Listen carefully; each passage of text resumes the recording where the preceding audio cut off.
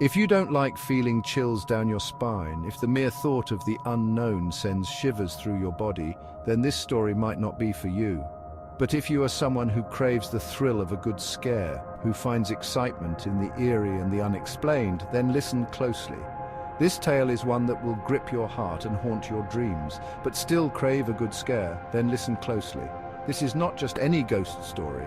It is a chilling account of the haunted mansion of Ravenswood, a place shrouded in mystery and fear.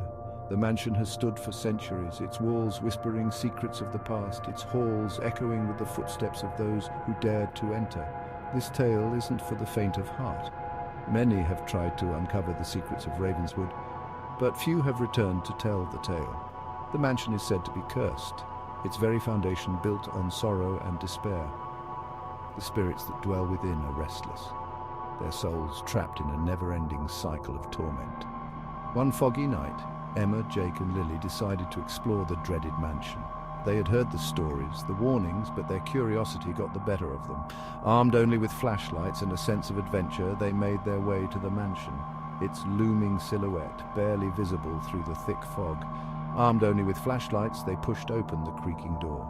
The sound echoed through the night, a haunting reminder of the mansion's age and the secrets it held. As they stepped inside, the air grew colder, the darkness more oppressive. They could feel the weight of the mansion's history pressing down on them. Inside, dusty furniture and cobwebs greeted them, an eerie silence filling the air. The rooms were filled with relics of the past, each one telling a story of its own. The walls were lined with portraits of long-dead residents, their eyes seeming to follow the intruders as they moved through the mansion. Venturing further, they reached the grand hall and found it, the sinister portrait of Lady Isabel.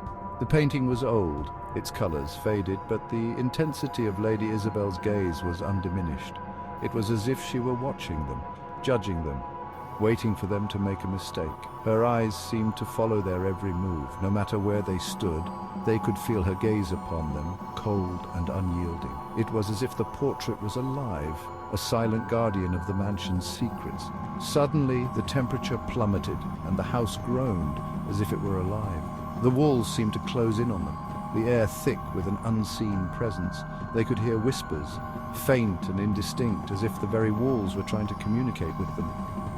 Emma felt a cold breath on her neck and turned to see a ghostly figure emerging from the shadows. The figure was translucent, its features barely discernible, but there was no mistaking the malevolent intent in its eyes. It was Lady Isabel, her spirit bound to the mansion, her anger palpable.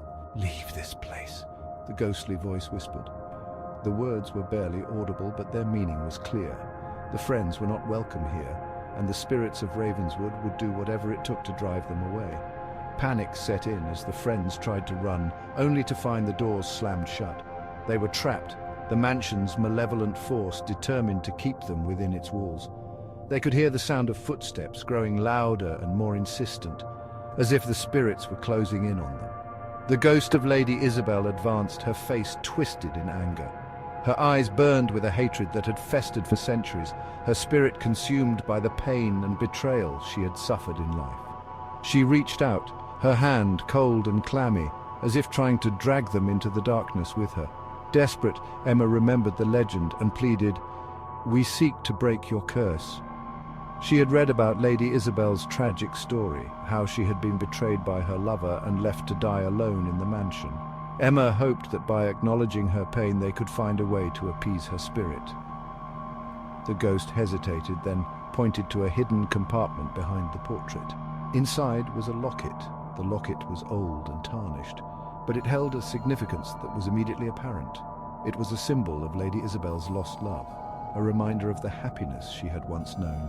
Emma opened it, revealing a picture of Isabel and her lost love.